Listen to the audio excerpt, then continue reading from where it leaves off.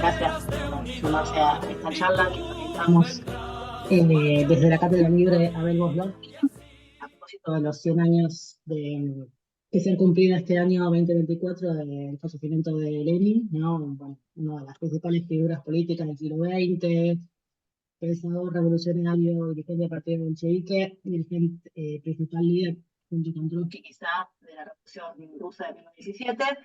Y bueno, se cumplen 100 años de su desaparición física, digamos, pero en 54 años de vida nos ha dejado un legado importantísimo eh, para el pensamiento revolucionario, tanto como activista político revolucionario que fue, pero también como su capacidad intelectual, ¿no? Como elaboraciones teóricas, que también fueron muchas. Bueno, dice esta cátedra que comenzó a funcionar el año pasado, y nos interesa recuperar este legado, esta tradición de pensamiento revolucionario y de praxis revolucionaria, sobre todo en tiempos donde la profundidad de la crisis capitalista amenaza no solo despojarnos de todos nuestros derechos y de precarizarnos al máximo nuestras vidas, sino también ¿no? que el sistema hace peligrar más que nunca de manera evidente nuestra existencia como especie y todavía sobre la Tierra, ¿no? Entonces, bueno. Eh, bueno, nos parece importante retomar este legado, creo que se hace necesario poder hacernos de herramientas que nos permitan reflexionar sobre esta realidad y fundamentalmente nada, encontrar, construir caminos que nos lleven a una salida colectiva y socialista, ¿no? En ese sentido, debemos pensar esta actividad y, bueno, si bien abordar el pensamiento de Lenin puede resultarnos algo inabarcable, pensamos en unos ejes, en unos temas que formaron parte de su pensamiento y que nos interesaba fundamentalmente traerlos hoy como, bueno, en función de, como decía, la cuestión de ese sistema que está destruyendo y dañando ecosistemas casi irreparable, la inminencia de, o sea, el escenario geopolítico mundial que, bueno, está al borde de un conflicto bélico de gran magnitud que pone en peligro, digamos, eh, cualquier tipo de sociabilidad. Entonces, bueno, la cuestión del imperialismo nos parece que es un tema que está bueno que podamos pensarlo, reflexionarlo. Eh, También bueno, la cuestión del Estado, ¿no? Esto, trayendo puntualmente el título que teníamos en la charla, ¿no? Estamos con un gobierno que ha ganado elecciones, un gobierno interliberal, de ultraderecha que ha ganado elecciones diciendo que iba a destruir el Estado, ¿no? Entonces, bueno, nada más que destruir el Estado está dándonos un ajuste feroz a todos los y las laburantes. Pero bueno, nada, está bueno retomar justamente qué significa destruir el Estado, porque hay gente que lo pensó realmente en otro sentido, por supuesto, pero bueno, nos pareció importante tener este encuentro y poder hacernos de herramientas que nos permitan pensar un poco más esta actualidad que nos toca. Tenemos invitados, por supuesto, que trajimos para que nos charlen de todo esto. Eh, bueno, los voy a presentar primero al estrés y luego les voy a dar la palabra. Bueno, tenemos en principio a Aldo Casas, militante social y político, investigador, periodista, integrante del colectivo de herramientas. Hola, Aldo, autor de otras publicaciones del país de los soviets.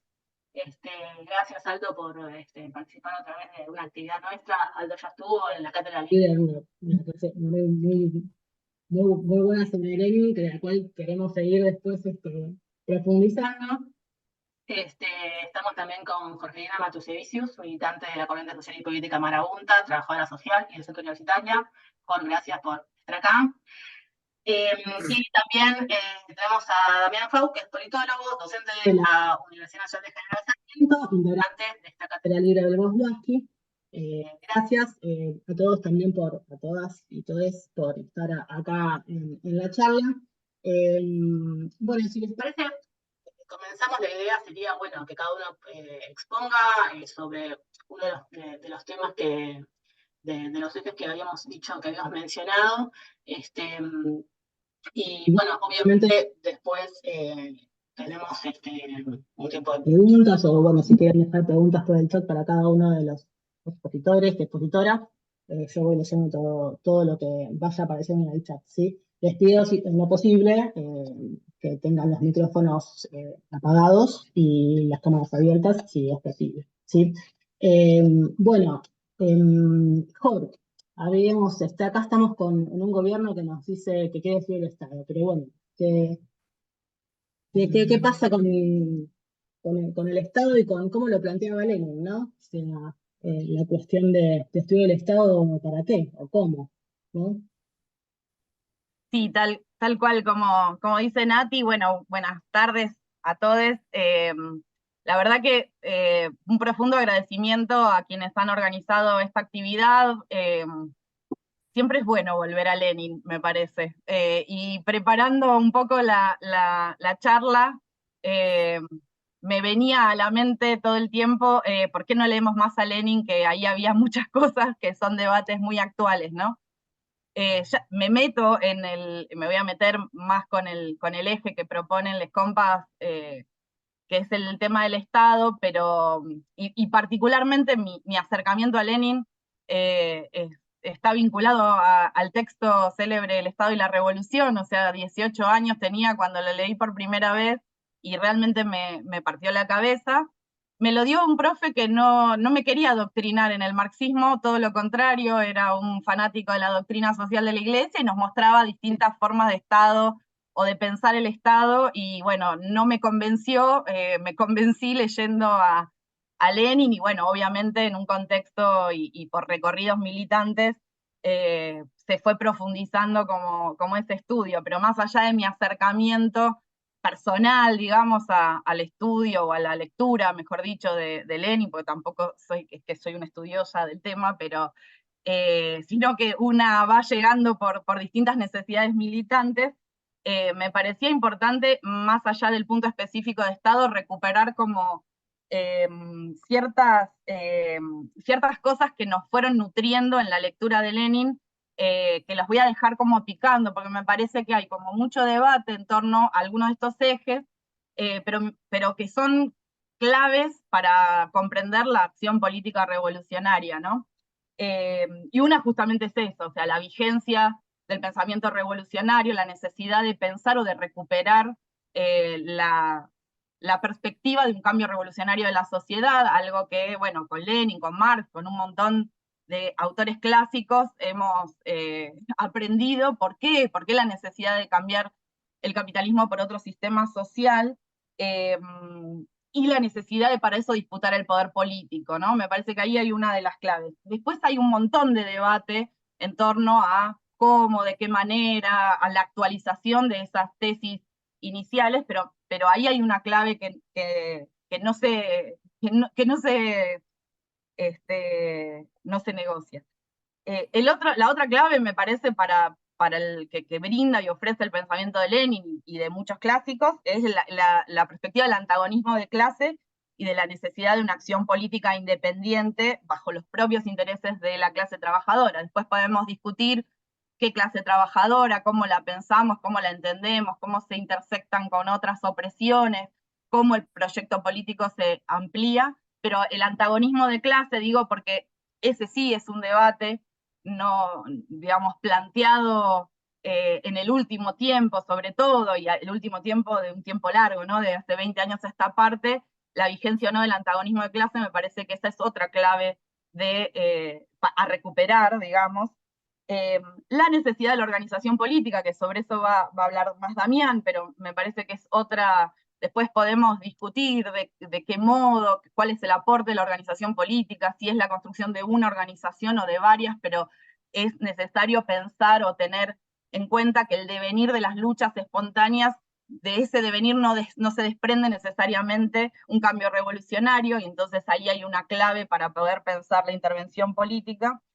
Y creo que la clave para pensar a Lenin es pensar a un teórico de la revolución que era un hacedor de la revolución, ¿no? Y ahí me parece algo que fundamental para pensarnos como sujetos y sujetas políticos. Eh, porque para Lenin la teoría no era una búsqueda de preciosismo o de necesidad de comprensión solamente, sino esto que decía Nati al principio de la necesidad de la praxis, de la transformación, y las preocupaciones o las preguntas que tiene Lenin y los debates, porque era un gran polemista en los debates o los diálogos que establece, surgen de necesidades prácticas o político-prácticas concretas, ¿no? O sea, buscar y estudiar el Estado, en lo que voy a por ahí tratar de tirar algunas puntas, no surge solamente por una necesidad de comprensión teórica y académica, sino por una necesidad de, bueno, qué cosa estamos queriendo, o sea, queremos hacer una revolución y de qué manera entra el Estado existente en esa transformación, ¿no? O sea, y es una pregunta que práctica de una resolución, que requiere una resolución política concreta, pero tiene un trasfondo teórico, ¿no? Y entonces la importancia de la teoría y de cómo comprendemos para poder tener una intervención política acertada o que apunte en un sentido de transformación estructural es una de las claves, me parece, para también leer a Lenin. Entonces, en esta pregunta de qué hacer con el viejo aparato del Estado, con el Estado en su conjunto, eh, hay como 4 claves de lectura, o por lo menos 4 puntos o ejes que a mí me parecía importante recuperar. Yo pensaba plantear estas 4, digamos, estos 4 ejes que me parecen necesarios para pensar el Estado, y después ubicar algunos debates actuales que están vinculados con ese debate sobre qué es el Estado, ¿no?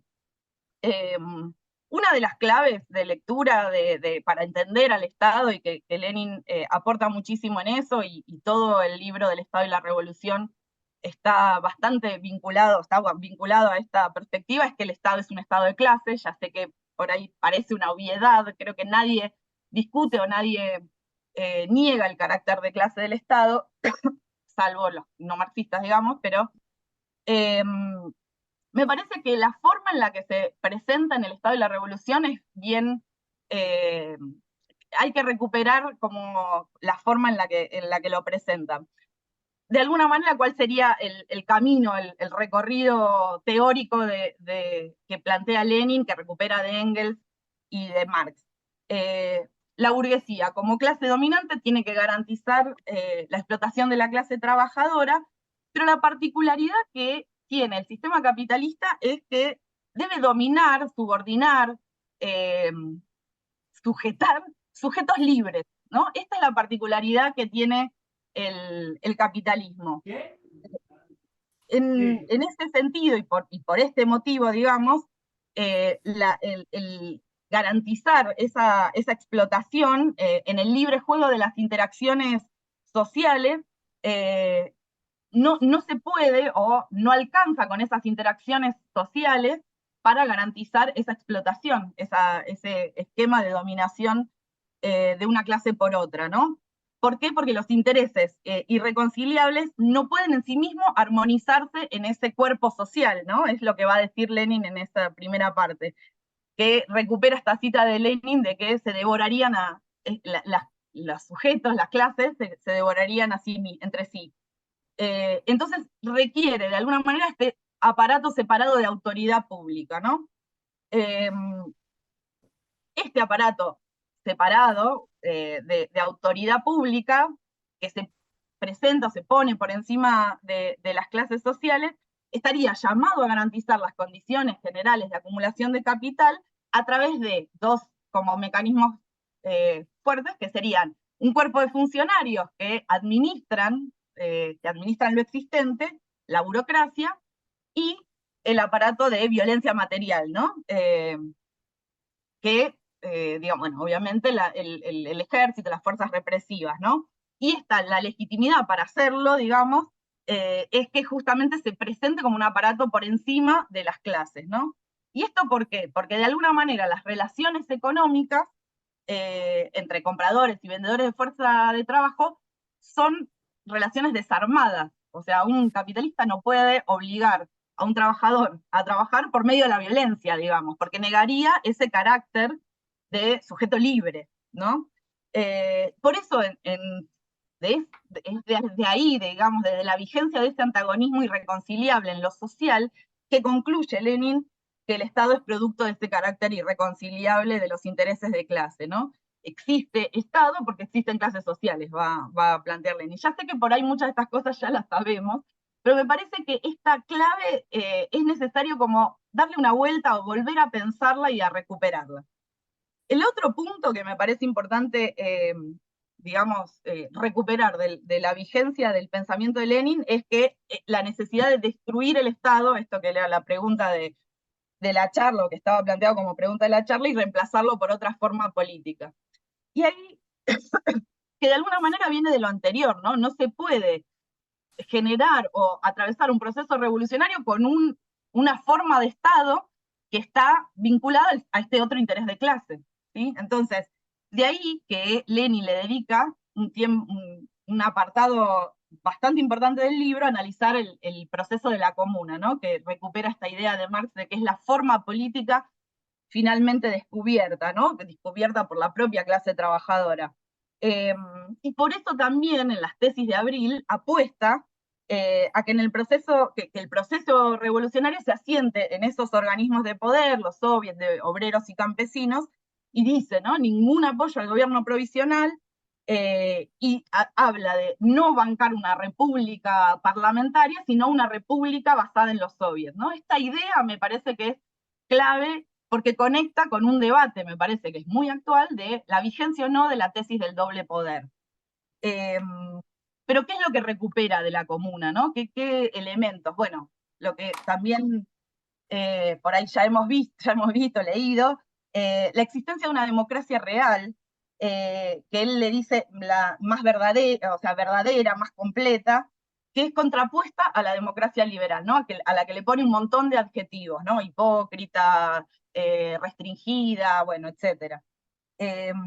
Recupera digamos, de la experiencia de la comuna, digamos, los salarios iguales de los funcionarios, iguales a un obrero calificado, la revocabilidad, eh, y no excluye, ahí es interesante también, no excluye el sufragio universal, pero lo integra con el mecanismo de la revocabilidad, con rotación, que de alguna manera integra la perspectiva de dirigentes y dirigidos, ¿no? O sea, cualquiera podría ocupar el lugar de esa representación. Y a mí me parece que ahí conecta con algo que también hemos estudiado bastante con Gramsci, que es esta idea de que en los consejos, en la forma, digamos, de los organismos de poder de la clase, el trabajador o trabajadora se organiza en torno a su carácter de productor y no en tanto trabajador asalariado, ¿no? Me parece que ahí hay... y otra de las cosas que también Lenin va a plantear es la unidad de las funciones ejecutiva y legislativa, ¿no? Dice, no se trata de que alguien legisle y otros ejecuten, sino de que eso tiene que conformar una unidad. Entonces, pensar esta otra forma política con esa unidad implica también pensar la resolución, la planificación consciente de la vida social, la planificación y la resolución de problemas que hacen a lo público, y de trabajo, ¿no? En ese sentido.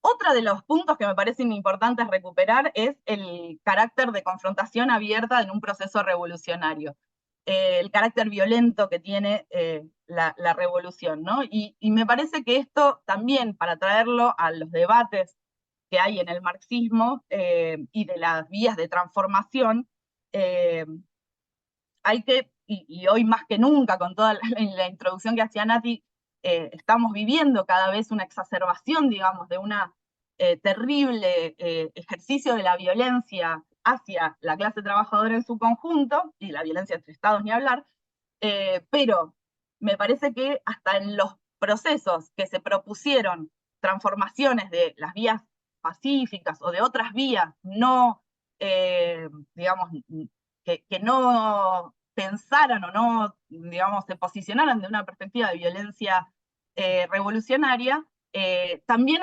enfrentaron ese problema en algún momento, ¿no? O sea, no lo pudieron eludir, ¿no?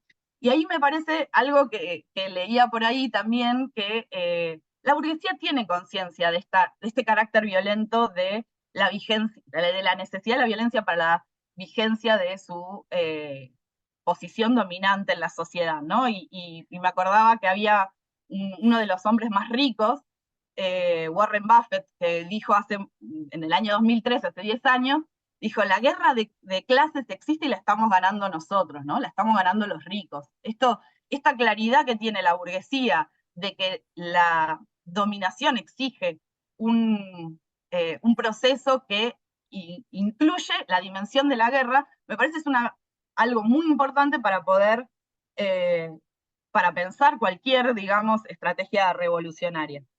Y el último, digamos, punto que me pareció importante recuperar es la necesidad de extinción del Estado, ¿no?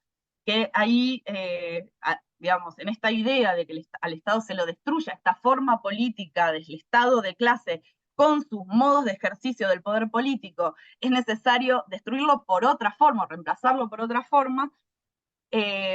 Me parece que ahí lo que advierte Lenin cuando habla de estas dos fases, digamos, de la sociedad comunista, en la que en un primer momento cada quien retira el fruto digamos, de su trabajo, de las horas que ha trabajado, y luego viene otro momento en el que cada quien va a retirar de acuerdo a su necesidad y ofrece su trabajo de acuerdo a su capacidad, que lo pone como en dos fases, y advierte que este proceso es un proceso lento y que no sé, digamos, que es necesario construir y abordar.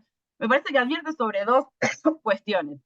Una es el cambio de subjetividad que requiere este proceso de extinción del Estado, que no se puede dar de la noche a la mañana, y me acuerdo, digamos, del texto célebre del Che, del socialismo del hombre en Cuba, que también, ¿no? Dice, bueno, hemos hecho una revolución y bueno, todavía no está completado ese proceso, ¿no? Y está vinculado un poco a esto. Pero además me parece que es digamos, la otra cosa, y que conecta también con lo que decíamos de cómo entender la destrucción del Estado, es que conecta con que la revolución no es simplemente la apropiación o eh, la socialización de los de los medios de producción, sino que la revolución implica también esa reabsorción de lo político en lo social, o sea, la posibilidad de que la sociedad discuta o tome en sus manos ese proceso de conducción de su propia vida, ¿no? Y esto es un elemento que me parece clave. Y lo pongo, me pareció excelente la cita, por eso se las leo, dice, bajo el socialismo revive inevitablemente mucho de la democracia primitiva, pues por primera vez en la historia de las sociedades civilizadas, la masa de la población se eleva para intervenir por cuenta propia, no solo en votaciones y en elecciones, sino también en la labor diaria de la administración. Bajo el socialismo, todos intervendrán por turno en la dirección y se habituarán rápidamente a que ninguno dirija, ¿no? Como ese proceso de extinción, como un proceso al cual hay que aspirar, ¿no? Hay mucho debate hoy en el marxismo respecto de si el Estado finalmente se va a extinguir, si en algún momento eso puede suceder, casi que ontológicamente si eso es posible. Bueno, me parece que igual como objetivo, como aspiración, como, digamos, meta, es necesario pensar esa dimensión de la posibilidad de reapropiarse, pero sobre el control de vida humana. Bueno, ahí me dicen que estamos más o menos en los 12 minutos. Voy a ir tirando algunos debates que quizás no los voy a poder desarrollar mucho, pero debates que me parece que son bien actuales y que conectan con el pensamiento de Lenin. Uno es el carácter de la democracia liberal. Lenin, en el Estado de la Revolución particularmente, hace todo un debate con Kautsky, y no me parece menor volver a Lenin, porque hoy por hoy hay toda una recuperación de los planteos de Kautsky, puesto, digamos, en una intelectualidad marxista. Incluso uno de ellos que plantea, el título lo tengo por acá, se llama, el texto que plantea dice, ¿por qué Kautsky tenía razón y por qué debería importarte? Este es el texto, bueno, de una revista muy conocida, de un autor que se llama Leblanc, que hace toda una discusión de la recuperación de Kautsky. Bueno, me parece que ahí lo que propone Lenin en el debate con Kautsky hay que leerlo con atención, ¿no? Porque lo que dice de alguna manera es, primero, digamos, hay un problema teórico, ¿no? O sea, y segundo, lo que dice, ¿qué es lo qué lleva a Kautsky a plantear esta idea de meterse en el Estado para, de alguna manera, torcer correlaciones de fuerza al interior del Estado? Lo pone en una cita muy concreta que dice: la misión de la huelga general no es destruir el poder del Estado, sino la de obligar a un gobierno a ceder en un determinado punto, o la de sustituir un gobierno hostil al proletariado por uno dispuesto a hacerle concesiones, ¿no? Esta es una cita de Kautsky, que Lenin cita para decir, bueno, ahí hay una perspectiva, dice, la idea no es destruir el poder del Estado, sino un cierto desplazamiento de las relaciones de fuerza dentro del poder del Estado, ¿no? Esto indigna de alguna manera a Lenin, pero me parece que en esta respuesta que Lenin le da, digamos, a Kautsky, es necesario como hurgar y meternos, porque de alguna manera, ¿por qué digo volver a Lenin en este punto? Todas las experiencias que se dieron esta tarea o intentaron, o algunas de las experiencias de gobiernos de izquierda que han intentado esto, lejos de por ahí profundizar la democracia, ampliar derechos, lo que termina pasando es que terminan administrando la crisis, y más en este momento, administrando la crisis del capital, por lo tanto, no ampliando derechos y no generando esa ruptura revolucionaria que, digamos, es la aspiración de la tesis de incursión dentro del Estado para romperlo desde adentro, digamos. El otro debate es el debate del doble poder, ¿no? Que está muy vinculado al anterior.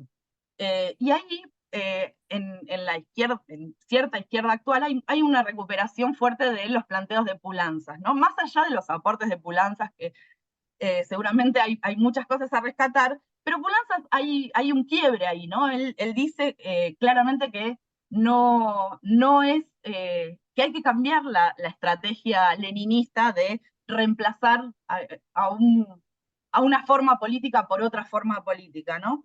Me parece que ahí lo que aparece en esa tesis pulanciana, digamos, y que modifica o que da por tierra, digamos, con la estrategia del doble poder, es que se termina instrumentalizando a las organizaciones de la clase trabajadora, se termina volcando a estas organizaciones en una dinámica institucional que lo impone los límites propios de la burocracia estatal, ¿no? Y la vitalidad, la creatividad de los organismos de masas es reemplazado por el manejo de los expertos, el debate en asamblea o la deliberación está más puesta al servicio del dominio de la norma impersonal, ¿no? Entonces, lejos de control sobre el proceso público, termina siendo un instrumento al servicio de la administración de lo existente.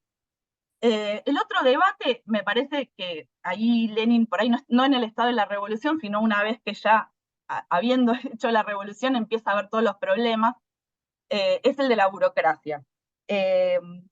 Lenin está desesperado porque la revolución funcione y porque el Estado, esta forma política que reemplaza al anterior Estado, resuelva problemas, ¿no? Entonces, empieza a ver como un montón de dificultades, fundamentalmente ubica el factor de la burocracia como un problema, no solo en la forma política, en el Estado, sino también en la propia organización, ¿no? Y tiene una cita que a mí me pareció genial, que dice lo siguiente, dice: en lo que se refiere a las relaciones sociales, económicas y políticas, somos terriblemente revolucionarios, pero cuando se trata de respetar el rango, las formas y los trámites habituales, nuestro revolucionarismo es reemplazado a menudo por el más rancio espíritu de rutina.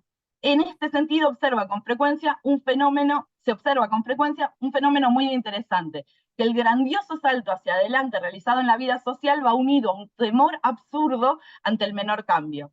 A mí me parece que esto conecta muchísimo con, más allá de que nosotros no estamos administrando un proceso revolucionario o tenemos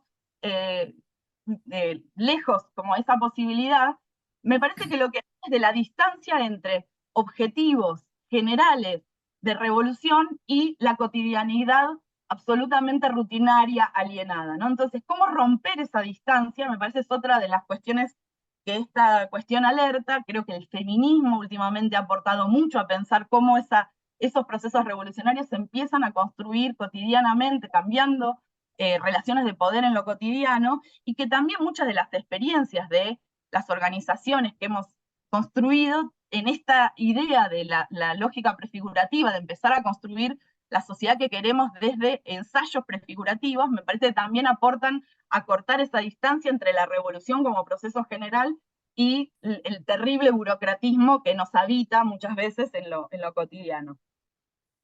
El último, y ya con esto cierro, me parece que es un debate, porque hay quienes sostienen, digamos, una crítica a los planteos utópicos, tanto de Marx como de Lenin. Lenin está todo el tiempo, a mí me asombra, muchas veces he leído cosas preocupado porque no se lo ponga en el lugar de utópico, ¿no? O sea, es una cuestión que lo preocupa cuando le asignan cierta cuestión de utopía. Cuando una lee los textos, digamos, en el Estado y la Revolución, estas dos fases y cómo está pensado, me parece que hay una pretensión, una búsqueda de imaginar una sociedad futura y ver los pasos que se requieren para eso, ¿no? O sea, entonces, ¿qué es lo que me parece importante recuperar de esta dimensión utópica o, en todo caso, eh, digamos, construir una utopía posible, digamos? Por un lado, me parece que es la necesidad de imaginar, o sea, otra sociedad, que es algo que el sistema se ocupa permanentemente de cercenarnos, ¿no? O sea, no hay posibilidad, este es el único mundo posible, ¿no? Entonces, recuperar eso me parece central. Eh, y en el contexto actual, sobre todo, porque hay como toda una tendencia a un posibilismo político a veces asfixiante, agobiante, ¿no? Esta lectura de las correlaciones de fuerza que se imponen casi como un mandato divino y no susceptibles de ser modificadas por la propia acción política, ¿no? Una profunda desconfianza en las acciones políticas.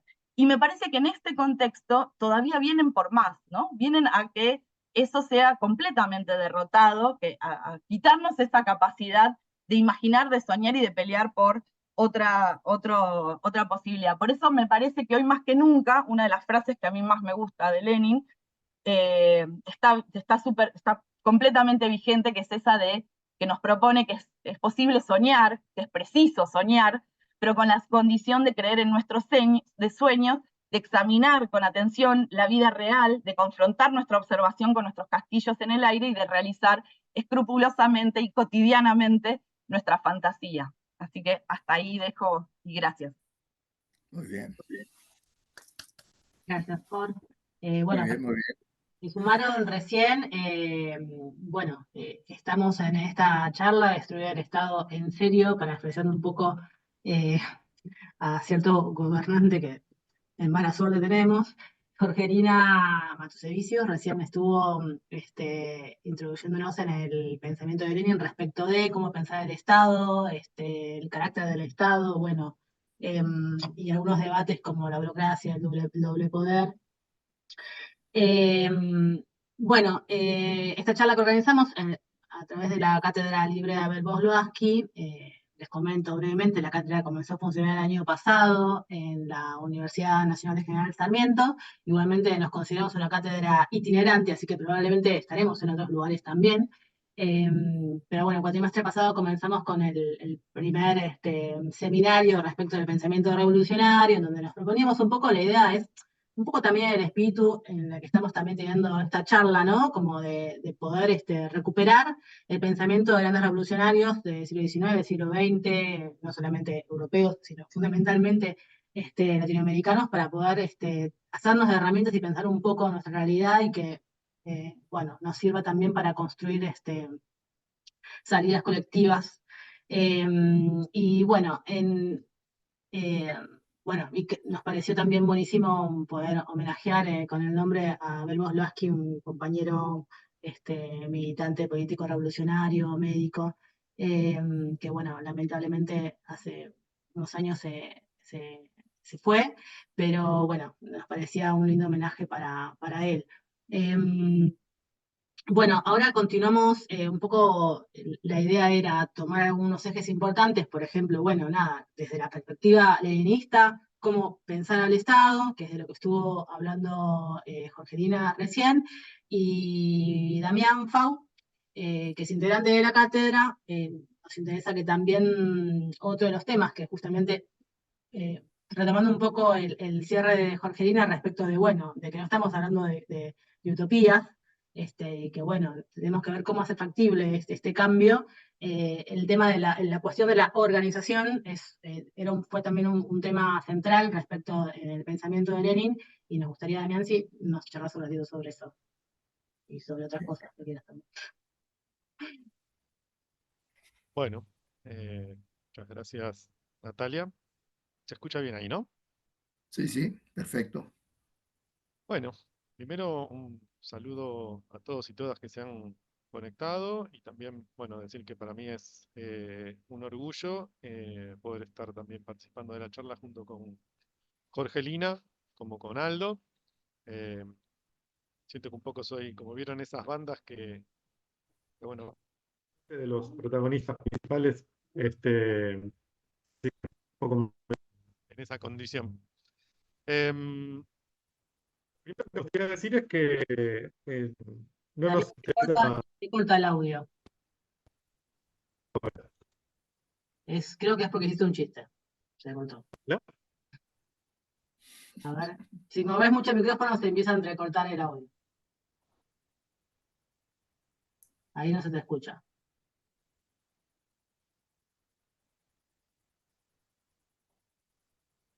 Hola, hola. Perfecto. Ahí va. Bueno,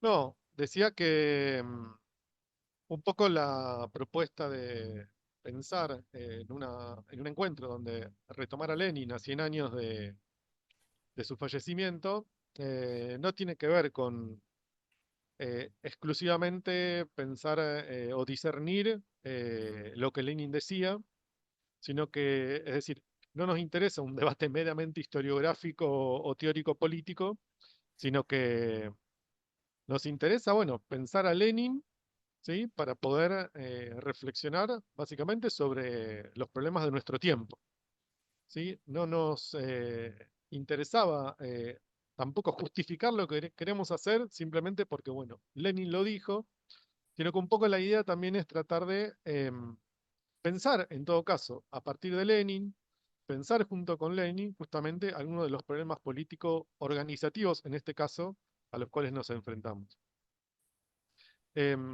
Obviamente, nos remitimos a muchos de sus textos y a muchos de quienes escribieron sobre él como parte de aportes de análisis.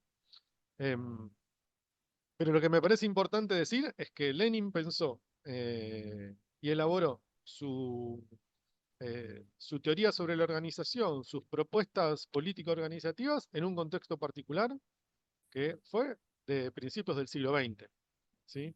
Es decir, en un contexto particular de la Rusia, eh, dominada todavía por los zares, con un régimen político particularmente muy represivo, y en donde, bueno, estaba desarrollándose el avance del capitalismo en esa formación socioeconómica específica, que era justamente la Rusia de aquel momento, con, bueno, un movimiento obrero que empezaba a tomar mucha fuerza, sobre todo en las principales ciudades, teniendo en cuenta, bueno, además que Rusia es un país muy extenso geográficamente, que reúne a un montón de naciones, bueno, y que además tenía particularmente en Rusia una tradición política también, desde la cual el propio Lenin de la cual participó y la cual se nutre.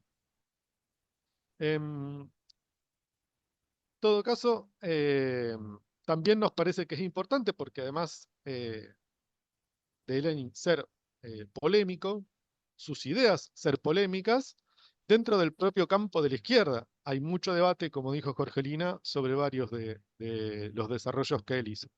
Y claramente que el tema del partido es uno de los temas.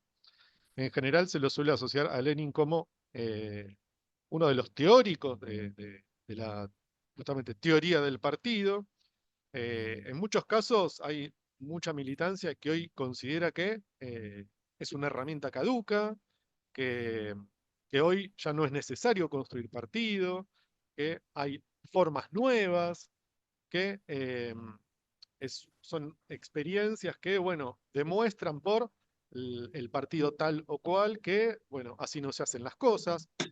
Muchos de estos elementos son, uno los puede tomar claramente como parte de una realidad concreta, pero que creo que no pueden agotar en sí mismo la necesidad de pensar una herramienta política para transformar la realidad, que el partido es una herramienta posible y en todo caso una herramienta necesaria. Em, lo otro que me parece importante señalar respecto de Lenin es que, bueno, si hay algo que lo destacaba Lenin, justamente era luchar contra cualquier tipo de dogma. Entonces, me parece que retomar a Lenin, o en algunos casos considerarse verdaderamente leninistas, debería implicar justamente no transformar a Lenin en un dogma. Y no transformar a Lenin en un dogma implica, bueno, también ser crítico contra los planteos que el propio Lenin hizo, o, en todo caso, no leer a Lenin de manera unívoca o incluso unilateral. Entonces, digo, me parece importante esto porque muchas veces dentro de la izquierda en general se suele utilizar la idea de las citas de autoridad, para las cuales muchas veces Lenin es usado, ¿sí? Justamente para plantear o justificar algunas políticas, algunas prácticas, algunas formas organizativas. Y creo que si verdaderamente se pretende ser leninistas, lo que uno menos puede hacer es aferrarse a modelos, ¿sí? Esquemáticos o estancos. Y una de las primeras cosas que me parece importante mencionar es que el problema de la organización, es decir, el problema de la organización de quienes se proponen transformar la sociedad contra el capitalismo, es decir, construir una sociedad no capitalista, no fue un problema que inauguró Lenin, ¿sí? La cuestión de la organización, de la idea y la necesidad del partido, no es un problema que surge con Lenin. Ya en la época, bueno, del movimiento obrero y del surgimiento, sobre todo, del movimiento comunista, hay una preocupación por la organización. Y me parece importante señalar, por ejemplo, que el propio Marx, ¿sí? Había tenido también una gran preocupación por la cuestión organizativa. No fue quizás de los planteos que más desarrolló, pero sí que a partir de su experiencia, que la podemos vincular con la experiencia junto con Engels, sí tuvo la necesidad y la búsqueda por encontrar una organización que le permitiera llevar adelante, ¿sí? La lucha concreta para la cual, frente a la cual él se había propuesto, bueno, justamente analizar la realidad, pero también transformarla. Y una de las primeras experiencias que hay que mencionar es, bueno, la de la Liga de los Justos, ¿sí? A la cual Marx y Engels se incorporan después de varios debates y a la cual le plantean concretamente que para incorporarse debe cambiar su nombre de Liga de los Justos a la Liga de los Comunistas, y que uno podría decir, bueno, tiene el nombre de una liga, ¿no? Pero en concreto, ¿qué era la Liga de los Comunistas? Bueno, fue justamente una organización, ¿sí? Digo, estamos hablando de 1847, una organización que seleccionaba a sus miembros, que les reclamaba disciplina, que les solicitaba discrecionalidad, una organización que se proponía vincularse estrechamente con el movimiento obrero, que se organizaba de manera separada y que también regía por los criterios del centralismo democrático, y que a la vez se proponía utilizar todos los métodos de lucha para enfrentar a los regímenes europeos, ¿sí? Que eran, de hecho, muy represivos y que encarcelaron a varios de sus miembros. Si uno se remite, por ejemplo, a el estatuto, ¿sí? de la Liga Comunista, es un documento que se puede encontrar en Internet, en Marxist Archive también se puede encontrar, y es muy llamativo porque por ejemplo, en el artículo 2 de este estatuto plantea cuáles son las condiciones para ser miembro de la Liga, ¿no? Entonces plantea, bueno, en primer lugar, una vida y actuación en consonancia con los fines propuestos de esta organización. Exige energía revolucionaria y celo para la propaganda de estas ideas. Exige profesión del credo comunista. Plantea también que los miembros deberán someterse a las decisiones de la Liga, es decir, una disciplina respecto a las decisiones que toma ese organismo. Guardar sigilo en cuanto a lo que concierne al régimen interno de la propia Liga, y también plantea que deben ser admitidos por una comuna, que era, bueno, el principio de lo que hoy podríamos decir que era una especie de célula, ¿no? Desde la cual se organizaban territorialmente, pero también si uno sigue leyendo el estatuto plantea la existencia de comité central y congresos periódicos, que es el organismo que dirige, ¿sí? Que plantea los lineamientos concretos de la Liga para un periodo largo de tiempo. Entonces, me parece que es interesante pensar, bueno, eh, esas ideas sobre lo que supuestamente es el leninismo son transmitidas de una manera también ahistórica. Bueno, uno por ahí creo que se pierde de varios aspectos que justamente remiten a la tradición, ¿sí? Del movimiento revolucionario. ¿Cuál fue entonces? ¿O cuál podríamos decir que es el aporte de Lenin a la teoría de la organización? Y creo que hay algo que uno tiene que decir, y es que en sus primeros años, ¿sí? Cuando él abandona la política de los Narodniki, que eran, bueno, como un movimiento revolucionario en Rusia, y se acerca al marxismo, bueno, la principal organización de fines del siglo XIX, que era el modelo, ¿sí? de organización para los socialistas y los socialdemócratas del resto de Europa, era el Partido Socialdemócrata Alemán, ¿sí? Un partido de masas con decenas de miles de afiliados y afiliadas, una maquinaria inmensa, inmensa de organización, con decenas de publicaciones, de comités locales, etc. Entonces, em, lo que hay que decir es que Lenin, en realidad, tenía un modelo aspiracional o aspiraba a construir, a poder construir en Rusia también ese partido socialdemócrata. Hay que hacer una salvedad, de todas maneras, ¿no? Que el Partido Socialdemócrata Alemán ya estaba atravesado por un montón de debates que tienen que ver con las posibilidades de el crecimiento institucional, por el sufragio universal masculino, por la participación en los parlamentos, por ciertas lógicas de avance institucionalistas, ¿sí? Es decir, bueno, ciertas caracterizaciones que hicieron teóricos alemanes, como por ejemplo Bernstein, ¿no? Con la idea de que, bueno, ya no es la confrontación directa, por ahí retomando lo que planteaba Jorgelina, sino que, bueno, hay una vida donde el peso de la clase obrera va a permitir que el partido vaya ganando posiciones, ¿sí? Y ganando la posibilidad de ser gobierno. Y desde ahí hacer las transformaciones necesarias. Em, pero, digo, el modelo organizativo de Lenin era ese. El problema que tenía Lenin era que, bueno, Rusia no tenía esas condiciones. Recordemos que Alemania se había unificado en 1871, que bajo la política de Bismarck, que de hecho había tenido una política también de represión para los socialistas, que luego finalmente habilita su legalización. Bueno, eh, Lenin tenía ese modelo organizativo. Entonces, ¿cómo, cómo podíamos pensar justamente en la reflexión de Lenin en términos de, bueno, tenía la aspiración de un modelo de partido para condiciones que no eran las de Rusia, ¿sí? Y a la vez, lo que hay que decir es que había una tradición del propio movimiento socialista que, bueno, nutría de elementos para pensar lo organizativo.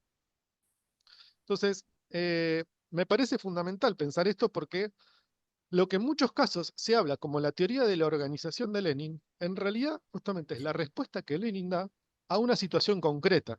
¿Sí? A una situación concreta, esa famosa frase de el análisis concreto de la realidad concreta para pensar la acción política concreta. Bueno, deviene el pensamiento de, bueno, sus primeras formulaciones teóricas. En lo que se conoce como, bueno, sus textos clásicos, donde muchas formaciones se retoman para pensar qué dijo Lenin sobre la organización, como por dónde empezar, o el clásico ¿qué hacer? Bueno, en muchos casos se toma como que ese es el modelo leninista, ¿no? Y lo que hay que decir es que Lenin fundamentó en numerosas ocasiones que esa propuesta que él hace para principios del siglo XX, es decir, 1902, era una respuesta concreta y necesaria para las dificultades que tenía el desarrollo del movimiento socialdemócrata en Rusia, ¿sí? Y que incluso hay que decir que las propias propuestas organizativas de Lenin, entre el segundo Congreso Socialdemócrata Ruso de 1902 y la victoria en la Revolución Rusa, ¿sí? No pasaron inmutables en el propio pensamiento de Lenin, ¿sí? Lenin era no solo un teórico, sino fundamentalmente un teórico que buscaba problemas concretos para resolver cuestiones prácticas, ¿sí? Era un intelectual de la praxis, ¿sí? Su objetivo era hacer la revolución y para eso sabía que necesitaba que resolver problemas organizativos. Entonces, bueno, eh, ¿cómo pensar la relación entre táctica y estrategia? ¿Sí? Ameritaba para Lenin también formas organizativas que permitieran adecuarse a momentos y contextos políticos diferentes. Eh, y lo otro que me parece importante mencionar también es que esta famosa idea de que hay un modelo eh, leninista para la organización, él la desarrolló en contextos de profunda adversidad. Y me parece que también es sumamente necesario, justamente para pensar nuestra realidad, que Lenin pensó formas organizativas de carácter muy selecto en contextos de, no de alza revolucionaria, ¿sí? Sino de, bueno, contextos de profunda debilidad, también del movimiento socialdemócrata.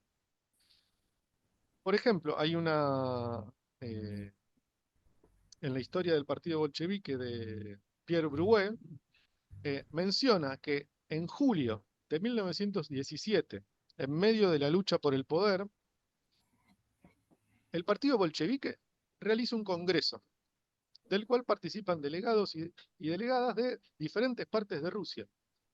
Y quienes se involucran en ese congreso son 170.000 obreros, ¿sí? ¿Cómo puede ser entonces que quienes dicen que eh, el modelo leninista era uno, puedan referirse a una experiencia como esta, que en el medio de un momento de alza de la lucha de clases, justamente lo que hace el partido bolchevique es abrirse, ¿sí?, al movimiento de masas, ¿sí? Lo digo como en términos de, bueno, justamente una experiencia dentro de la propia vivencia de Lenin, ¿sí?, que es como para destacar. De Lenin solo no, porque el otro que también hay que decir es que, bueno, el partido bolchevique estaba conformado por un conjunto de dirigentes del movimiento obrero, de luchadores de años, dentro del movimiento socialdemócrata ruso, que, bueno, entre los cuales obviamente está la figura de León Trotsky, que fueron muy importantes para el desarrollo del partido, ¿sí? Lenin jamás podría haber desarrollado una propuesta organizativa solo, ¿sí? Y esto me parece importante también porque si no, muchas veces se habla de la genialidad de algunas figuras, ¿no? Y deja de lado la perspectiva de las construcciones colectivas, ¿sí? Bueno, ¿cuál es el partido según Lenin entonces? Bueno, pues una forma organizativa de los militantes y las militantes revolucionarios para llevar adelante sus propios objetivos, ¿sí? En realidad es un medio para alcanzar un fin y no un fin en sí mismo, ¿sí? Con lo cual, mal se puede pensar de manera esquemática al leninismo o al bolchevismo. Creo que hay algunos aspectos que sí podemos destacar del pensamiento de Lenin, que se enmarcan en la tradición revolucionaria socialista, comunista, sobre los aspectos organizativos que nos pueden servir justamente como elementos para pensar los desafíos y las características actuales de quienes aspiramos a revertir la correlación de fuerzas. Sobre todo, y vuelvo a reiterar, en un marco donde hay muchas posiciones que plantean la idea de, bueno, que no es necesario construir partido, que, bueno, que falta mucho, que con las luchas desde abajo simplemente, bueno, alcanza. Y también lo digo en términos de propias experiencias personales, que creo que es importante revisar, reflexionar y también tener capacidad autocrítica, pero no para tirar, como se dice, eh, a la teoría de la organización con el agua sucia, ¿no? Creo que hoy más que nunca necesitamos construir organización que sirva como cimiento para la construcción de, bueno, un partido de la clase trabajadora, un partido no dogmático, un partido de militantes, revolucionarios y revolucionarias, que tenga firmeza estratégica y a la vez la capacidad de adecuación táctica, que asuma todas las formas de lucha para el contexto actual y que sea reconocido también por los oprimidos y las oprimidas, por la clase trabajadora, como un orientador de sus objetivos de cambio social en un sentido anticapitalista, ¿sí? Por el socialismo, feminista, ecosocialista, pero sobre todo un partido que eh, se inserte, ¿sí? En el movimiento de masas y no un partido que se aísle, un partido que en todo caso se convierte en dirigente por el reconocimiento y por la capacidad de justamente sentirse influido también a sí mismo frente a las luchas de la clase trabajadora y no que simplemente se para desde arriba para decir eh, lo que hay que hacer. Entonces, para finalizar, eh, quería dejar como algunas preguntas para también abrir como el debate, que me parece que son tópicos que son necesarios pensar justamente en términos de la organización. Voy a mencionar algunos y después, en todo caso, dejo algunas preguntas. Por un lado, bueno, si queremos construir una organización política de la clase, un partido, ¿quiénes deben ser los integrantes de esa organización? Cuando Lenin hablaba de los revolucionarios y revolucionarias profesionales, ¿de qué estamos hablando cuando hablamos de la parte que habla de profesionalidad? Cuando Lenin propone, en el marco de la dispersión de los grupos militantes de la socialdemocracia rusa, ya a principios de 1900, a la prensa como un organizador colectivo, ¿cómo podemos pensar hoy una herramienta que permita superar la fragmentación de los diferentes grupos que aspiramos a un cambio revolucionario? El otro problema es el de la centralización y la democracia, ¿sí? Mucho se ha hablado y mucho se ha criticado también a la idea de partido por su excesiva centralidad frente al componente democrático. Bueno, y hay muchas citas que se pueden tomar de Lenin para hablar de una, pero pocas que se retoman para hablar de la otra. ¿Cómo pensar la conspiración y la clandestinidad en la actualidad? Y cómo pensar, sobre todo lo último, que es al partido como con su rol dirigente, ¿sí? O de dirección. En cuanto al primero, que es, bueno, el tema de los integrantes del partido, ¿quiénes deberían ser miembros de una organización revolucionaria? ¿Qué criterios deberíamos tener para pensar en, bueno, conformar esa organización?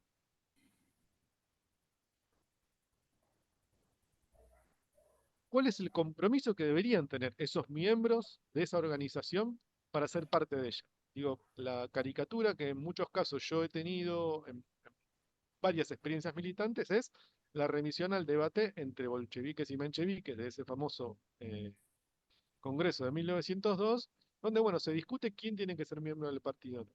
Pero más allá de que, en mi caso, durante muchas veces me han dicho, Lenin siempre tenía la razón, ¿no? Me parece que es una pregunta necesaria e interesante para hacerse. Bueno, ¿quiénes y bajo qué criterios son miembros de la organización? ¿Alcanza con simpatizar con ciertas ideas o es necesario también tener un compromiso profundo? Y vinculado con esto, cuando hablamos de revolucionarios profesionales, ¿qué implica la profesionalidad de la militancia revolucionaria en pleno siglo XXI? ¿Cuáles son las tareas y los atributos que además la propia organización política necesita desarrollar de parte de sus integrantes? ¿Cómo pensar esa formación? ¿Sí? Porque obviamente nadie nace sabiendo y la clase trabajadora también construye sus propios procesos de lucha. Pero la organización política, ¿qué elementos les puede brindar en términos de especialización, en términos de construir una mayor eficacia, una mayor eficiencia en la tarea militante? En cuanto al tema de la prensa, sí, que también es un elemento que lo que buscaba Lenin era aglutinar justamente a una serie de grupos dispersos, donde el problema concreto era, por un lado, la geografía, pero por otro, el carácter represivo y el carácter de diversidad de opiniones. Bueno, ¿cómo pensar hoy, bajo otras condiciones, ¿sí?, el tema de la fragmentación, por ejemplo, de los destacamentos militantes que hay en la actualidad? Obviamente, una prensa escrita queda an- antiquísimo, ¿no?, en esos términos, pero sí el problema concreto de cómo buscar contribuir a revertir la correlación de fuerzas, generando los mecanismos para que los diferentes destacamentos socialistas, revolucionarios, puedan acercarse y confluir en, por ejemplo, herramientas políticas como frentes políticos, coordinaciones políticas, pero que tengan un carácter político con un horizonte de transformación. El siguiente problema que me parece importante es el de la centralización y la democracia. Bueno, ¿de qué manera se convive si en una organización que busca promover el más amplio debate, pero que a la vez tiene la necesidad de que cuando se salga a la acción concreta haya una unidad justamente de criterio para aplicarse? ¿Sí?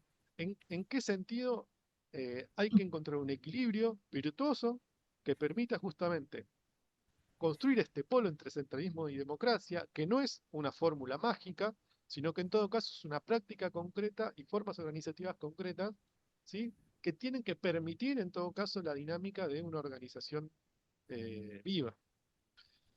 Y lo último, sí, que me parece importante para decir es, bueno, y que creo que es uno de los debates que mayormente tenemos en la actualidad acerca del rol de las organizaciones partidarias, que es cómo se construye justamente ese rol de dirección desde quienes nos proponemos transformar la realidad. ¿Es posible construir un rol de dirección de manera dialéctica, de construir orientación, pero a la vez de manera abierta, como para escuchar y recibir de parte de otras organizaciones, de parte del movimiento de masas, ¿sí?, información, planteos y críticas que nos permitan revisar, ¿sí?, nuestra propia concepción de cómo se tienen que hacer las cosas? Bueno, simplemente eso, para dejar en realidad abiertas varias preguntas y, como decía al principio, para poder no tomar a Lenin como un dogma, sino tomar a Lenin para pensar los desafíos políticos de la actualidad y tratar de desarrollar nuestra propia práctica, nuestra propia praxis, con las aspiraciones de que, bueno, ojalá podamos más pronto que tarde poner en pie un proyecto revolucionario. Gracias. Muy Bueno, bien. gracias, Damián. Bueno, estuvimos con Damián y Jorgelina, que nos estuvieron hablando de algunos temas que nos interesaban en relación desde la perspectiva leninista, como el partido de la organización, el Estado, cómo cambiarlo, cómo destruirlo. Y bueno, otro tema que nos parecía importante, dada la situación actual, que bueno, estamos en unos días en donde se está intensificando muchísimo todos los conflictos bélicos en el marco de una disputa por el control geopolítico mundial y bueno, guerras, el imperialismo son también temas que podemos también pensar y para eso me gustaría que Aldo, que te agradezco nuevamente que estés acá con nosotros. Nada, ¿cómo podemos pensar esto que está sucediendo ahora a nivel internacional desde una perspectiva leninista, ¿no? ¿Cómo podemos vincular guerras, imperialismo, etcétera? Bueno, ¿arranco?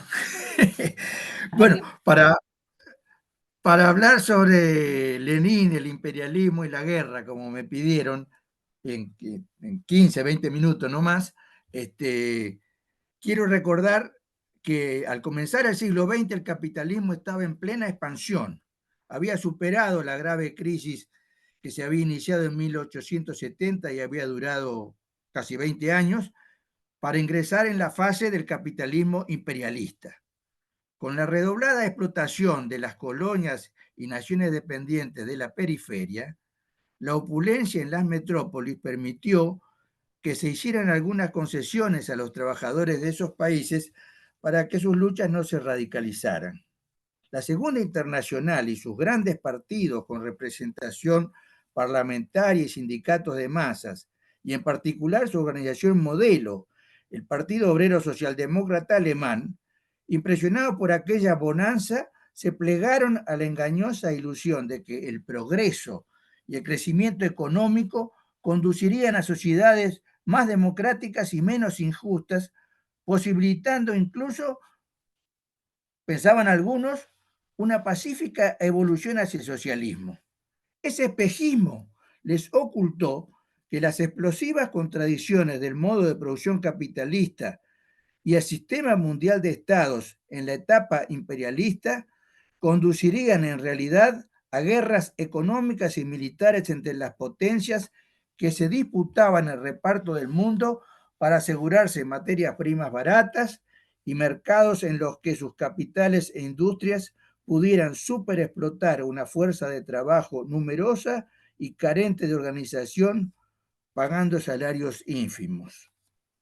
Recién cuando la carrera armamentista, los preparativos bélicos y la conformación de alianzas militares enfrentadas no pudieron ignorarse, con Inglaterra, Francia y la Rusia zarista por un lado, Alemania y el Imperio Austrohúngaro por el otro, amenazándose mutuamente, y los Estados Unidos y Japón se alistaban para intervenir cuando más les conviniera, los congresos de la Internacional Socialista se ocuparon del tema. En 1907 y 1910 se adoptaron, a instancias de Rosa Luxemburgo y Lenin, entre otros, sendas resoluciones condenatorias de la guerra, pero no se votaron medidas concretas para enfrentarla. La moción de que al eventual estallido del conflicto debía responderse con la huelga general fue relegada para ser discutida en un futuro congreso que nunca se llegó a realizarse porque antes sobrevino la catástrofe. En agosto de 1914 se desató la Primera Guerra Mundial.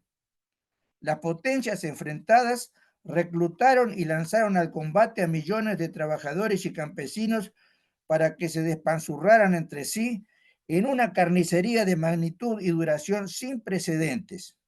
Y los grandes partidos que hasta el día anterior discursaban contra la guerra, con el Partido Obrero Socialdemócrata Alemán a la cabeza, se alinearon atrás de sus respectivos gobiernos capitalistas en lo que llamaron Alianza Sagrada en Defensa de la Patria. La Segunda Internacional se desmoronó como un castillo de naipes y el famoso teórico marxista Karl Kautsky solo atinó a decir que la Internacional estaba preparada para tiempos de paz, pero no para la guerra. O sea, que era completamente inútil. Rosa Luxemburgo fue mucho más clara y contundente, afirmando: la socialdemocracia es un cadáver maloliente. Lenin, exiliado en Suiza, no podía creer que en la Alemania los diputados socialdemócratas hubieran votado por unanimidad los créditos de guerra reclamados por el emperador. Pensó primero que era una provocación de la prensa. Atravesó luego algunos días de profunda crisis y después se lanzó a reflexionar sobre lo ocurrido estudiando la ciencia de la lógica de Hegel y todo lo que se había escrito hasta el momento sobre el imperialismo. Reflexionó y escribió muchísimo entre 1914 y 1916. Sus cuadernos filosóficos ocupan un volumen de las obras completas. Los cuadernos sobre el imperialismo, otro tomo. Y emprendió una formidable batalla política con el respaldo organizativo de la Krupskaya, su mujer, y la colaboración de un reducido número de colaboradores. Publicó y difundió ya en 1914 El socialismo y la guerra, y 2 años después El imperialismo y la decisión del socialismo, y también el célebre folleto El imperialismo, fase superior del capitalismo, que Lenin insistió en subtitular Esbozo Popular, porque estaba concebido como instrumento de intervención política. Otro de sus trabajos tuvo un título muy significativo que quiero subrayar: El programa militar de la revolución proletaria. Lanzó y difundió la consigna de convertir la guerra imperialista en guerra civil en infinidad de artículos, folletos y cartas que ocupan otros 3 tomos de las obras completas. El conjunto de estos materiales fue parte sustancial del trabajoso, sostenido y polémico esfuerzo colectivo de la pequeña y dispersa minoría de socialistas internacionalistas que se habían opuesto a la guerra, entre los que otras figuras descollantes fueron Rosa Luxemburgo y León Trotsky. Les llevó tiempo asimilar la catastrófica derrota, superar antiguas divergencias y rencillas, restablecer contactos y comenzar a reagruparse para luchar con métodos y perspectivas revolucionarias contra la guerra y construir una nueva internacional. Se trataba, nada más y nada menos, que de comprender y asumir la actualidad de la revolución en la imprevista forma en que se presentaba. En lugar de medir las condiciones para la revolución país por país y con criterios economicistas, debieron considerar las contradicciones del sistema del capital como una totalidad que, con un desarrollo desigual y combinado, cubría el mundo, articulándose con anteriores modos de producción en formaciones económicos sociales que exigían estudios concretos, y que la resultante necesaria del crecimiento del capital bancario y del capital financiero, con la conformación de poderosos monopolios íntimamente articulados con los estados, eran el imperialismo, la guerra y las revoluciones. Lenin y sus colaboradores se distinguían de los otros internacionalistas por ser los únicos que contaban con una organización forjada con una estrategia internacionalista y revolucionaria, aunque fuese muy pequeña y sus militantes estuviesen ilegalizados y duramente reprimidos en la Rusia zarista. Lenin pensaba y discutía como el conductor de una organización que había pasado por la prueba de fuego de la Revolución de 1905 y había sido educada para utilizar todos los métodos de lucha. Sus textos insistían machaconamente en la necesidad de luchar teórica, política y militarmente para derrotar al zarismo e impulsar la lucha contra el imperialismo capitalista en todo el mundo. Destacaba incansablemente la importancia del factor subjetivo en la revolución, concebida ahora como único método eficaz para enfrentar la catástrofe que era la guerra mundial, llamando a que los trabajadores lanzados a las trincheras dejaran de matarse entre sí y volvieran las armas en contra de sus propios gobiernos para poner fin a la guerra y alcanzar una paz justa, sin rapiña, anexiones ni opresión a otras naciones. Lenin no ignoraba las dificultades ni proclamaba la actualidad de la revolución como recurso propagandístico para dar ánimo a los militantes. Su caracterización era que la prolongación del conflicto, la inestabilidad de todos los gobiernos y estados por arriba, así como por abajo la desesperación y descontento de los millones de obreros y campesinos que se despanzurraban entre sí, era una catástrofe que contradictoriamente tendería a generar protestas y una situación revolucionaria en la que podrían producirse saltos en la subjetividad de las masas. Consideraba que el llamado a transformar la actual guerra imperialista en guerra civil, es una cita de él, sería ya parte de ese desarrollo de la conciencia y la revolución en el plano subjetivo. Por eso exigía también una tajante ruptura con los partidos socialdemócratas convertidos en socialpatriotas y también con los centristas que, oponiéndose a la guerra, no terminaban de romper con las viejas organizaciones.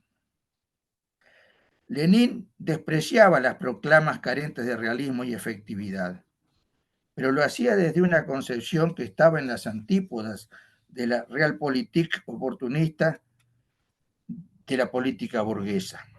Apoyándose en su riguroso estudio de lo que por entonces se conocía de la obra de Marx y Engels, pero también de lo aprendido durante el ensayo general que había sido la Revolución Rusa de 1905, entendía que para preparar una revolución era necesario preverla, y recíprocamente, que prever una revolución era también prepararla.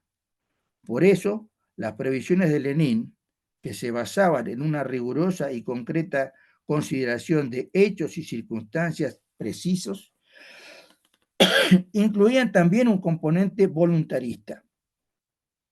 Buscaban esclarecer e incentivar la acción del proletariado para contribuir a gestar esa situación revolucionaria.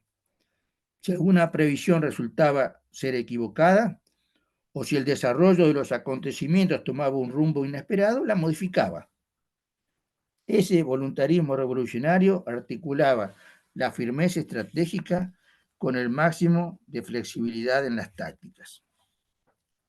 Así, se orientó a su partido durante la Revolución de 1917 para lograr que, derribado el zarismo, todo el poder pasara a los soviets, sacar a Rusia de la guerra imperialista, avalar el reparto de la tierra tomada a los latifundistas por los campesinos y vencer en la sangrienta guerra civil internacional que se les impuso, sentando las bases de la República Socialista de los Soviets y la Tercera Internacional, ambiciosamente concebida como Partido Mundial de la Revolución Socialista.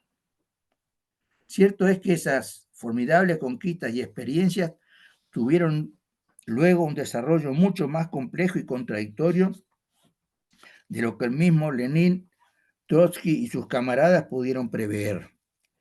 La unión de las repúblicas soviéticas socialistas, resultante institucional de la Revolución de Octubre, pero también de su aislamiento, terminó convirtiéndose en su radical negación burocrática, pasando a ser baluarte no ya del internacionalismo, sino de la ideología de construir el socialismo en un solo país, a la que Stalin subordinó la Tercera Internacional. Pero esa, podríamos decir, ya es otra historia. ¿Qué quiero subrayar de este breve recorrido que he hecho? Bueno, la actualidad de la revolución tenemos que verla como la respuesta posible y necesaria precisamente a enfrentar la catástrofe a la que nos conduce el capitalismo, que es hoy lo que se da en llamar una policrisis, crisis económica, crisis ecológica, crisis civilizatoria, peligro incluso de una guerra mundial atómica, ¿no es cierto? En condiciones distintas, muchísimo más difícil, porque el movimiento obrero revolucionario viene de sufrir un periodo muy prolongado de derrotas y por lo tanto, como han dicho varios autores, para la mayoría de la gente resulta más sencillo pensar que es posible que se termine el mundo a que sea posible una revolución contra el capitalismo. Pero bueno, una vez más, el empuje de la crisis obliga a luchar y a buscar formas de enfrentarla.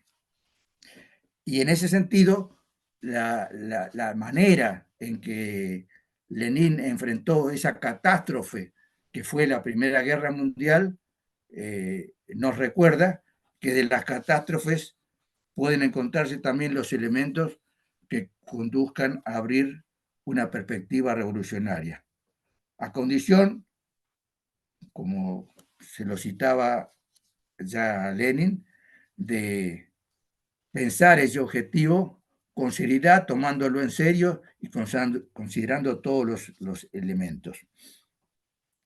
Una reflexión final muy sumaria sobre la cuestión de la destrucción del Estado, ¿no es cierto? Lenin efectivamente se apoyó cuando escribió El Estado y la Revolución, efectivamente en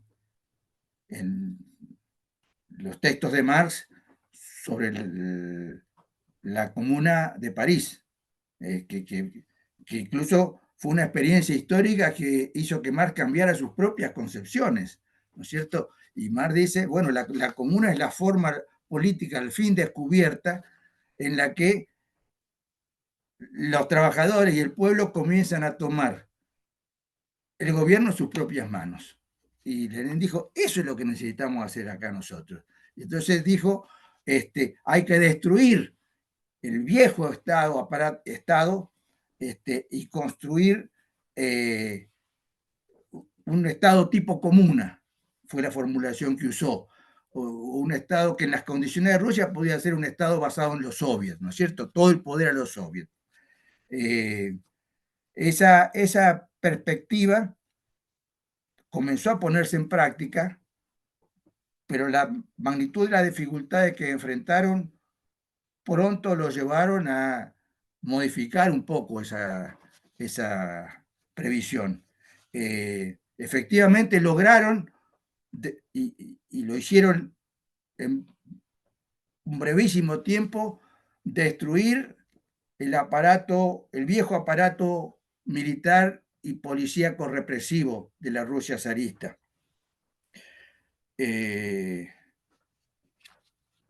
Y comenzaron a construir en base a los soviets un Estado que pretendía ser algo completamente distinto de los estados capitalistas y que, decía Lenin, tenía la vocación de comenzar a disolverse. Pero no pudieron hacerlo, y el mismo Lenin advirtió meses antes de morirse, en 1922, diciendo, el Estado que considerábamos nuestro, si lo rascamos un poquito, deja de ser rojo y por detrás vemos la vieja burocracia que tenía el Estado anterior. Y dijo también, el Estado que creíamos nuestro, lo bandeja a alguien que no sabemos quién es. Era la burocracia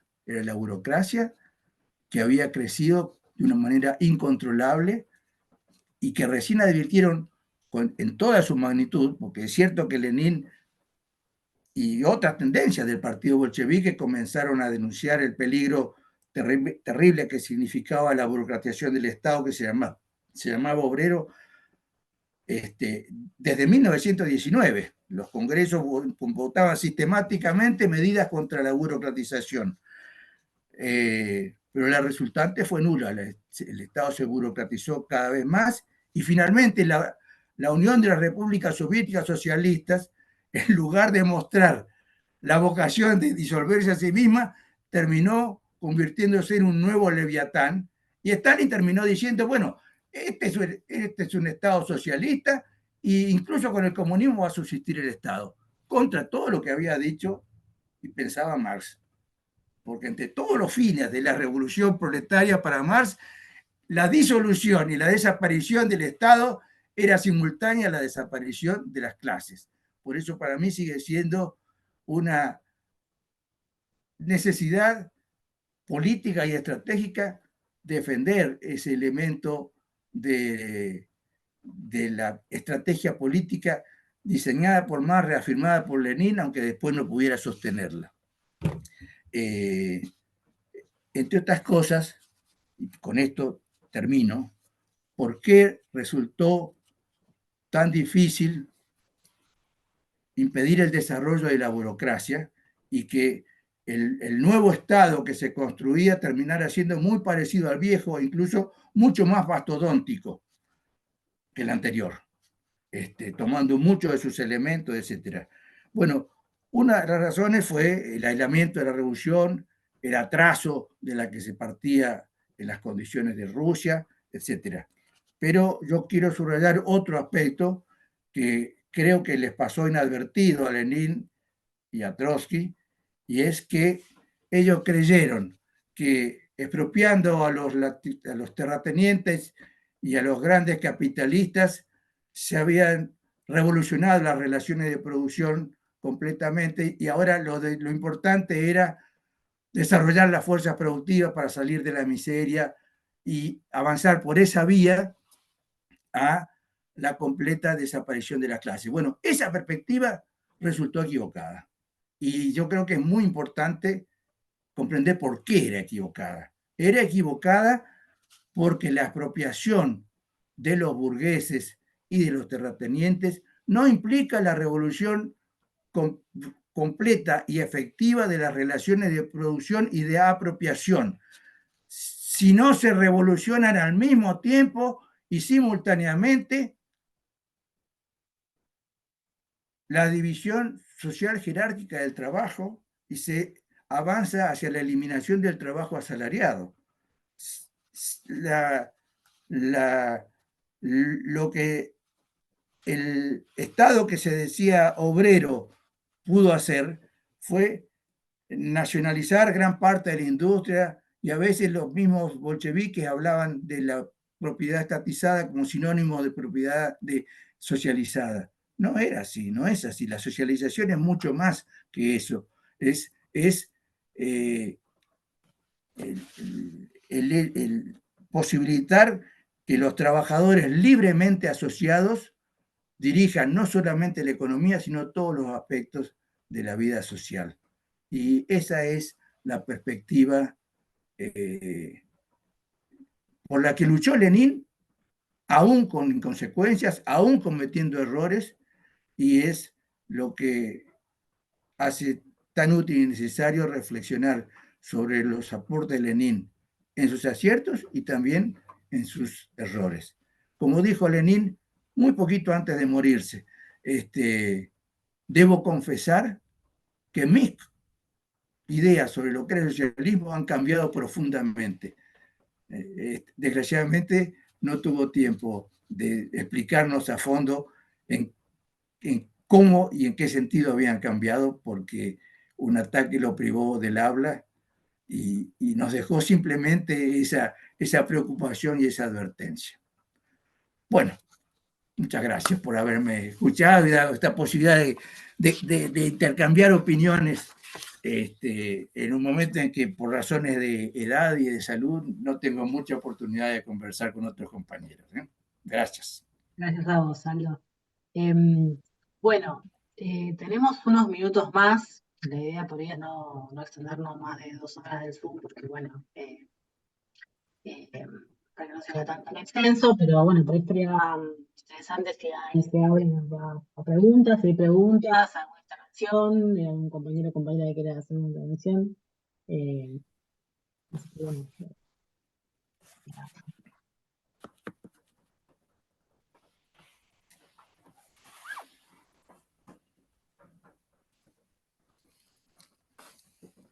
Hay preguntas, hay polémicas, hay debate. ¿Cómo que no? Buenas, compas. Acá Pato, compañero militante de Hilo Rojo, en Marabunta. Muchas gracias ahí a la cátedra Abel Bolaski, no solo por hacer esta actividad, sino también por recuperar la figura del compañero, un luchador militante, una entrega inclaudicable por la lucha por el socialismo, y seguramente estaría acá y está acá entre nosotros en esta actividad, pudiendo recuperar a Lenin una y otra vez.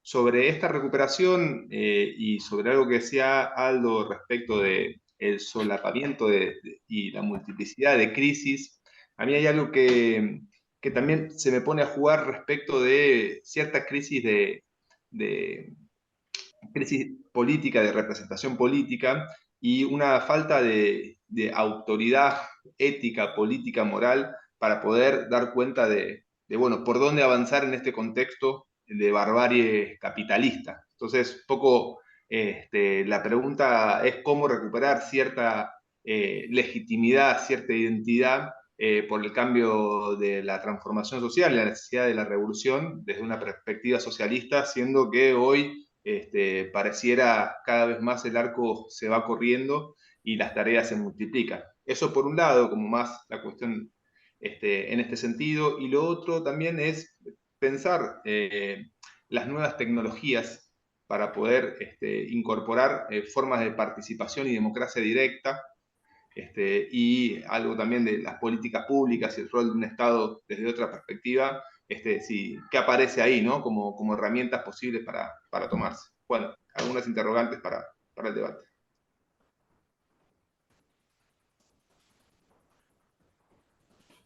Bien. ¿Una pregunta para alguien en particular o para cualquiera de los compañeros que quieran responder? No, para quien quiera tomar un poco. A ver quién toma, quién levanta el guante. No se te escucha, Nati.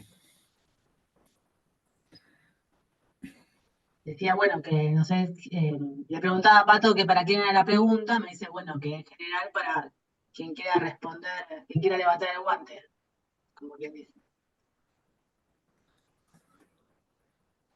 Yo creo que le dejo a los organizadores del evento la palabra. No quiero monopolizar. Tengo tendencia a extenderme demasiado, así que me quedo por aquí. Bueno, para Damián, para Jorgelina.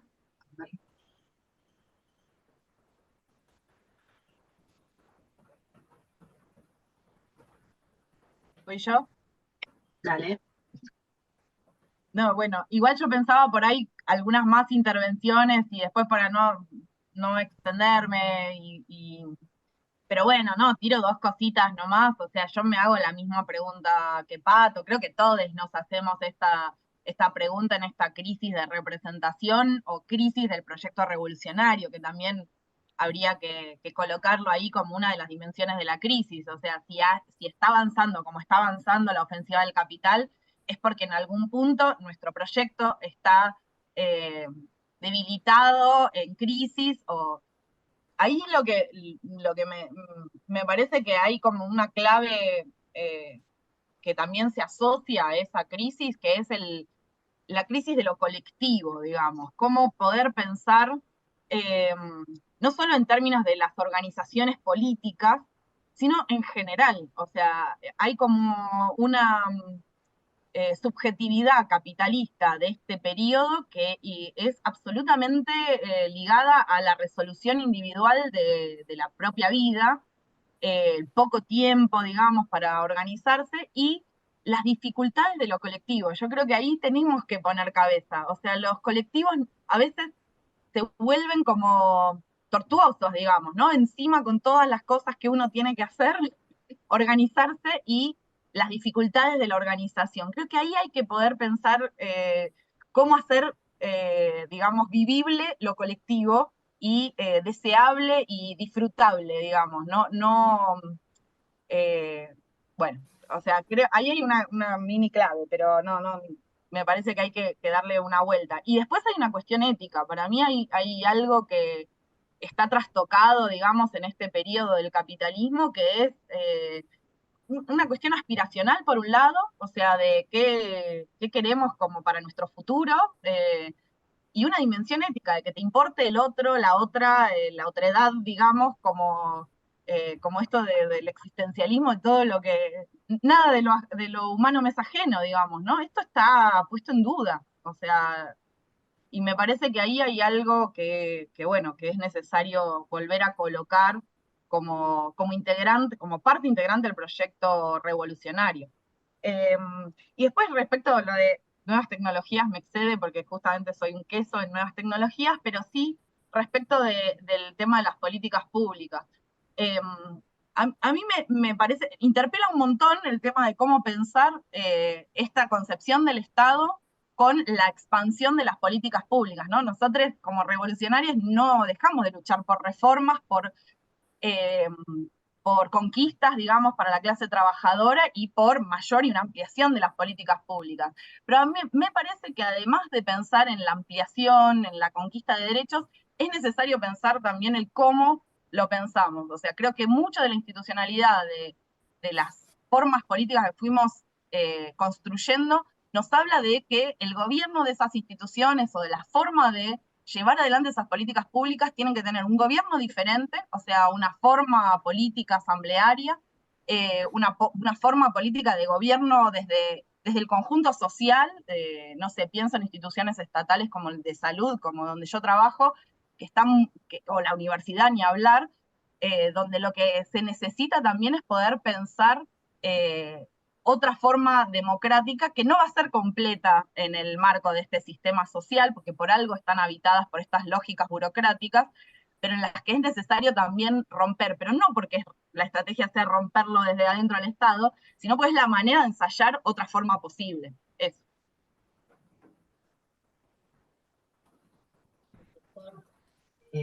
Damián.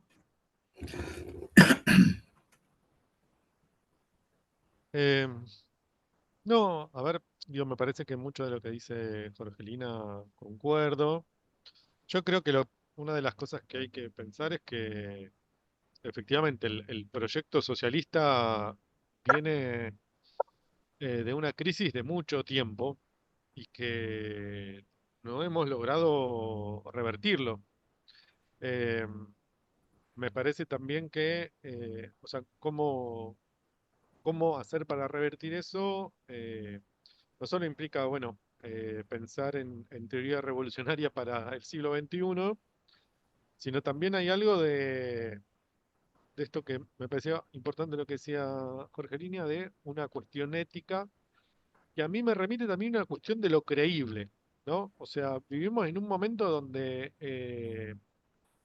el sistema mismo ha generado un descreimiento de la política, ¿no? Donde la política es todo en general, donde los políticos, las políticas son todos una casta, ¿no? Entonces, justamente, el que era menos creíble, sin embargo, fue el que mayor llegada tuvo, ¿no? Eh, entonces, ¿cómo reconciliar una idea de transformación profunda, de utopía, con una acción práctica concreta? Porque creo que hay en general en la sociedad un reconocimiento de la izquierda, pero hay una disociación de que ciertas ideas puedan ser llevadas a,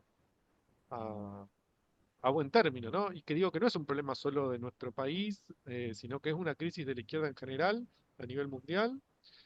Creo que la idea de recuperar una pedagogía del ejemplo, ¿no? Donde, bueno, lo que hacemos tiene que ser coherente con lo que dijimos que íbamos a hacer, me parece que es, bueno, un punto de partida fundamental. Eh, y después yo creo que el tema de las redes sociales, que era parte de otra de las preguntas, en realidad como que es un arma de doble filo y que creo que en un primer tiempo nos costó entender qué eran las redes sociales. En un segundo momento medio que las asumimos como que tenían una gran potencialidad, pero yo creo que son algo de doble filo porque también creo que profundizan una lógica individualista e individualizante de la vida social en muchos casos. Porque, bueno, da la sensación de que uno está conectado con el otro también, pero sin estar con el otro. Em, Como que hay una lógica medio que complejiza justamente las relaciones, que complejiza las subjetividades y que sin caer también en absolutismos, donde ahora el tema es no sé, cómo encontrar los influencers de la izquierda para revertir esta tendencia, que yo creo que es importante que encontremos nuestros influencers para difundir nuestras ideas. Creo que también una batalla contra el capitalismo es justamente volver a lo humano también. Y lo humano es el encuentro, bueno, eh, estar en cuerpo presente, me parece. Y que eso, las redes son un medio que no reemplaza. Y si queremos construir un mundo distinto, necesitamos de las personas reales y concretas. Y que también nuestras luchas tienen que ser reales y concretas, y que la calle es una posibilidad para que esas luchas sean reales y concretas, donde justamente nos encontramos, nos vemos las caras, nos podemos dar abrazos, y eso nos fortalece. Eh, y lo último que me parece importante, eh, a ver, pese a que el proyecto utópico está como cuestionado o no es abrazado por las grandes masas, sí sigue siendo una gran preocupación de los que dominan, ¿no? Digo, Milei para construir su enemigo utilizó al comunismo, ¿no? Entonces, esa idea del manifiesto comunista que arranca diciendo, hay un fantasma que recorre Europa, bueno, ese fantasma en algún sentido sigue estando presente y sigue generando miedo en las clases dominantes. Obviamente consideran que hoy tienen sus condiciones a favor, pero sí que, bueno, ese fantasma en algún sentido ocupa un lugar, aunque sea eh, eso, de al menos un miedo inminente, me parece.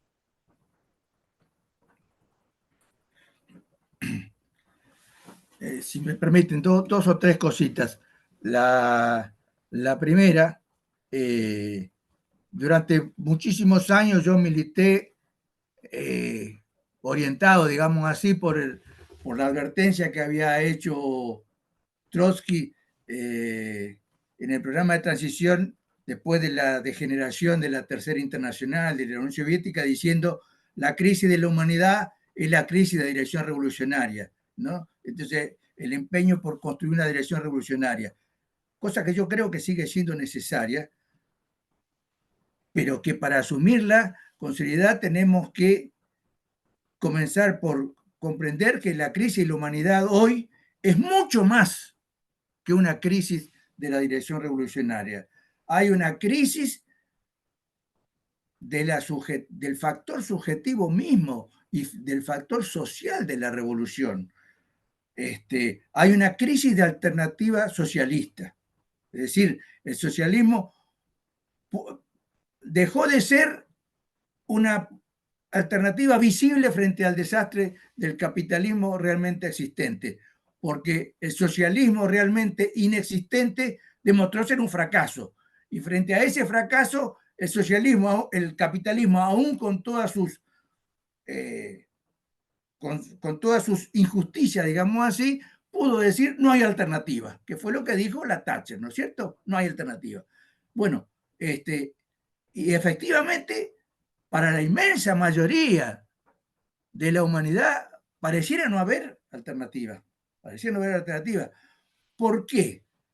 Porque si bien el antagonismo social yo creo que se ha profundizado y hoy es mayor que nunca, la forma en que aparece es mucho más confusa, mucho más desarticulada, porque la clase trabajadora y los sectores subalternos están mucho más fragmentados, dispersos, carentes de organizaciones e incluso de espacios de construcción colectiva, de una reflexión para enfrentar la realidad en la que viven y sufren esa explotación. Entonces, no se trata solamente de construir una dirección revolucionaria, se trata de reconstruir una alternativa socialista y eso implica también una reconstrucción de la subjetividad social y política capaz de llevar adelante esa revolución. Los viejos partidos obreros de masa, los sindicatos de masa e incluso la mayor parte de las organizaciones revolucionarias entraron en una crisis que hasta ahora se demuestra ser casi irreversible. Bueno, el gran desafío es invertir esa tendencia. Tengo la impresión, la sospecha, pero no es más que eso, de que la construcción de organizaciones revolucionarias, y yo hablo hoy en plural de organizaciones revolucionarias, es indisociable de construir activamente, reconstruir activamente el rol subjetivo de la clase obrera y de los sectores subalternos, que hoy no se ven como sujetos, están desarticulados, están atomizados. Por eso cada cual busca salvarse por su cuenta, por eso entra el discurso de la extrema derecha, que con muchísima facilidad canaliza el descontento, la bronca, las frustraciones, no contra el puñado de multimillonarios que van ganando la guerra de clase, como dijo Warren, sino contra los más pobres o los más débiles que tienen al lado, ¿no? Eso implica una labor mucho más compleja de la que teníamos en la cabeza nosotros décadas atrás. Yo creo que una de las pistas que ayudan que nos deben ayudar a pensar esto es cómo fundamos o refundamos el proyecto estratégico de la Revolución Socialista apoyándonos en lo que muchos autores llaman la lucha por los comunes o la reconstrucción de objetivos comunes de lucha. Y un librito muy interesante que acaba de publicar Maceo, que es La comunidad autoorganizada, ¿no es cierto? Que lo estoy terminando de leer, pero me parece que apunta en ese sentido, ¿no es cierto? Es decir, construir una nación revolucionaria es también, y casi requiere como un prerequisito, ayudar a que la comunidad se autoorganice, aunque sea inicialmente de maneras más o menos fragmentarias. Necesariamente van a ser fragmentarias porque partimos de un punto de vista muy atrás, pero con la convicción de que es necesario articularlas, etc. Yo creo que por ahí marcha la cosa. Por eso es tan importante este tipo de debate, este tipo de reflexiones. No podemos ignorar de que por ahora, a pesar de que la crisis, la catástrofe a la que está conduciendo el capitalismo a la humanidad con toda su gravedad, crece y se agrava muchísimo más rápidamente que los pequeños pasos que se dan para recomponer una perspectiva revolucionaria. Y yo creo que en gran medida eso es porque desgraciadamente los intentos de avanzar en otro sentido rápidamente fueron canalizados por las ilusiones institucionalistas, ¿no es cierto?